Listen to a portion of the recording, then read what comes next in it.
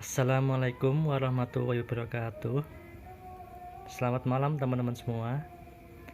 Pada video kali ini saya akan membahas tentang etika akuntan dalam praktek publik. Apa sih itu akuntan? Akuntan adalah suatu profesi yang memberikan jasa sebagai profesional yang telah memiliki izin dari negara untuk melakukan praktek sebagai seorang akuntan yang bekerja secara independen. Akuntan publik juga harus memastikan tidak ada penyelewengan, manipulasi, tindakan yang menyimpang, dan penyalahgunaan sumber daya di suatu perusahaan atau lembaga, dan seorang akuntan juga harus menjadi anggota Institut Akuntan Publik Indonesia sebagai asosiasi profesi akuntan publik yang telah diakui oleh pemerintah agar bisa mengaudit sebuah laporan keuangan. Lalu apa aja sih peranan akuntan di Indonesia? Yaitu yang pertama, untuk mengendalikan serta mengarahkan dengan efektif sumber daya yang dimiliki oleh perusahaan. Yang kedua, untuk memberikan keputusan terkait dengan penggunaan sumber daya yang di dalamnya mengidentifikasi bidang keputusan yang rumit serta penetapan tujuan dan sasaran suatu entitas. Yang ketiga, untuk memberikan laporan atas kepemilikan sumber daya yang dimiliki atau dikuasai oleh suatu entitas maupun suatu organisasi. Akuntan juga memiliki beberapa jasa. Yang pertama itu ada jasa atestasi, yaitu sebuah jasa yang mencakup audit umum atas laporan keuangan, pemeriksaan atas informasi keuangan, pemeriksaan atas laporan keuangan yang prospektif, serta mereview laporan keuangan dan jasa audit atestasi lainnya. Yang kedua ada jasa non-atestasi, yaitu mencakup jasa yang berhubungan dengan akuntansi keuangan, manajemen, kompilasi, perpajakan, dan konsultasi. Akuntan juga mengajukan permohonan untuk menjadi akuntan publik dan harus memenuhi beberapa persyaratan berikut. Yang pertama yaitu memiliki sertifikat tanda lulus ujian profesi akuntan publik yang sah. Yang kedua, memiliki pengalaman praktek memberikan jasa. Yang ketiga, berdomisili di wilayah negara kesatuan Republik Indonesia. Yang keempat, memiliki nomor wajib pajak atau biasa kita sebut dengan NPWP. Yang kelima, itu tidak pernah dikenai sanksi administrasi berupa pencabutan izin akuntan publik. Terus yang keenam, tidak pernah dipidana yang telah mempunyai kekuatan hukum tetap karena melakukan tindak pidana kejahatan yang diancam dengan pidana penjara 5 tahun ataupun lebih. Yang ketujuh, menjadi anggota asosiasi profesi akuntan publik yang ditetapkan oleh menteri. Yang kedelapan, tidak berada dalam pengampunan. Izin akuntan publik juga dikeluarkan oleh Menteri Keuangan dan memiliki masa berlaku selama 5 tahun. Apa aja sih ancaman yang akan dialami oleh seorang akuntan? Yang pertama itu ada ancaman kepentingan terhadap diri sendiri atau self interest, yaitu wujud dari sifat yang lebih mengutamakan kepentingan pribadi atau keluarga dibandingkan dengan kepentingan publik yang lebih luas. Contohnya yaitu kepentingan keuangan dalam perusahaan klien atau kepentingan keuangan bersama di suatu perusahaan klien. Kemudian apa aja sih prinsip yang harus dimiliki oleh seorang akuntan? Yaitu yang pertama, seorang akuntan harus memiliki tanggung jawab dalam menjalankan pekerjaannya dan menggunakan pertimbangan moral untuk kegiatan yang dilakukannya. Tanggung jawab bukan hanya kepada klien saja, tetapi juga kepada rekan, seprofesi, serta kepada masyarakat. Para akuntan secara kolektif juga harus bisa menjaga nama baik profesinya agar bisa selalu menjadi kepercayaan masyarakat dalam bidang akuntansi, karena hal ini merupakan tradisi dari seorang akuntan.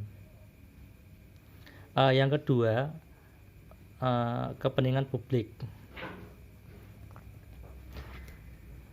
Publik di sini meliputi klien, pemerintah, investor, pemberi kredit, pegawai, dunia bisnis, dan pihak-pihak yang bergantung pada integritas dan objektivitas akuntan tersebut dalam kinerjanya sebagai seorang profesional. Akuntan juga wajib menempatkan kepentingan publik sebagai yang utama dalam menjalankan tanggung jawab mereka dan menjaga kepercayaan dari publik tersebut. Yang ketiga, seorang akuntan juga harus bisa menjaga integritas.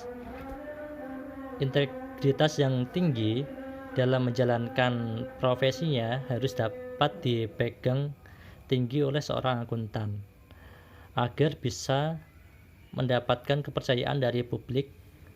Maka integritas itu harus jujur, berterus terang, tidak curang, serta dapat menerima kesalahan yang tidak disengaja. Pelayanan dan kepercayaan publik tidak boleh dikalahkan oleh kepentingan pribadi dari seorang akuntan tersebut. Yang keempat, yaitu objektivitas etika profesi akuntansi. Seorang akuntan juga harus menjaga objektivitasnya dan bebas dari benturan kepentingan dalam pemenuhan kewajiban profesionalnya. Dalam kapasitasnya sebagai auditor, konsultan, pegawai swasta maupun pegawai pemerintah, maka seorang akuntan wajib menunjukkan objektivitasnya dalam berbagai situasi. Prinsip objektivitas seorang akuntan meliputi hal-hal yaitu seperti bersikap adil, jujur secara intelektual, tidak memihak pada siapapun, dan tidak berprasangka serta bebas dari pengaruh pihak lain. Yang kelima, seorang akuntan harus bisa menjaga rahasia dari klien. Karena pekerjaan akuntan berhubungan dengan bidang keuangan yang merupakan suatu informasi yang cukup sensitif, maka tentu saja seorang akuntan juga harus bisa memegang prinsip kerahasiaan para kliennya ataupun pihak yang berhubungan dengan pekerjaannya. Seorang akuntan juga tidak boleh memberikan informasi kepada pihak manapun jika tidak mendapatkan persetujuan atau wewenang yang memadai secara spesifik, kecuali jika mempunyai hak dan kewajiban secara hukum atau profesional yang harus mengungkapkan kerahasiaan itu. Seorang akuntan juga dilarang untuk menggunakan data rahasia tersebut sebagai alat untuk mendapatkan keuntungan pribadi atau keuntungan dari pihak lain. Seorang akuntan juga harus memiliki kompetensi,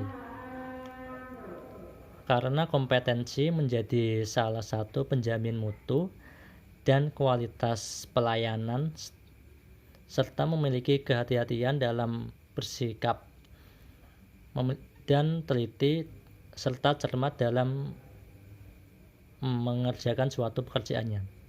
Klien juga akan merasa aman dan meningkatkan kepercayaan kepada akuntan jika ia memiliki kompetensi yang dijelaskan sebelum menggunakan jasa, dan salah satu kompetensi yang paling mendasar yang harus dimiliki oleh semua akuntan, dan tentu saja tahu tahap-tahap dari siklus akuntansi itu sendiri.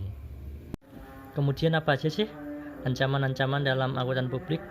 Yaitu yang pertama ada ancaman dari kepentingan diri sendiri, yaitu wujud dari sifat yang lebih mengutamakan kepentingan pribadi atau keluarga dibandingkan dengan kepentingan publik yang lebih luas. Untuk contoh ancamannya yaitu kepentingan keuangan dalam perusahaan klien atau kepentingan keuangan bersama dengan suatu perusahaan klien. Kemudian seorang akuntan juga khawatir jika tidak mengikuti kemauan dari klien tersebut, mereka takut akan kehilangan kerjasama dari klien tersebut. Kemudian ada ancaman review diri, yaitu merupakan suatu kondisi di mana terdapat konsekuensi dari penilaian secara internal. Contohnya yaitu temuan kesalahan material saat dilakukan evaluasi ulang. Kemudian ada advokasi, yaitu merupakan kondisi di mana terdapat konsekuensi dari penilaian secara internal. Contohnya yaitu mempromosikan saham perusahaan publik ke klien, di mana perusahaan tersebut merupakan perusahaan dari klien itu sendiri. Kemudian ada ancaman kekerabatan, yaitu ancaman yang timbul dari kedekatan hubungan sehingga akuntan profesional menjadi terlalu bersimpati terhadap kepentingan orang lain yang mempunyai hubungan dekat dengan akuntan itu sendiri. Contohnya yaitu seorang akuntan mempunyai hubungan keluarga dekat dengan seorang direktur atau pejabat dari perusahaan itu sendiri. Kemudian anggota tim juga mempunyai hubungan dekat dengan seorang karyawan klien yang memiliki jabatan yang berpengaruh langsung dan signifikan terhadap pokok dari penugasan seorang akuntan itu sendiri. Kemudian ada ancaman intimidasi, yaitu ancaman yang timbul jika seorang akuntan profesional dihalangi untuk bertindak secara objektif, baik secara nyata maupun dipersepsikan. Contohnya yaitu seorang akuntan diancam akan dipecat atau diganti hubungan penugasannya dengan klien, atau takut diancam dengan tuntutan hukum. Lalu apa aja sih cara untuk menghadapi ancaman tersebut?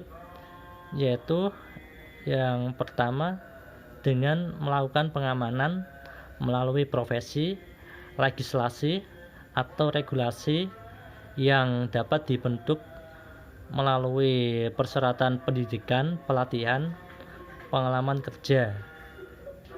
Kemudian persyaratan pengembangan profesi yang berkelanjutan.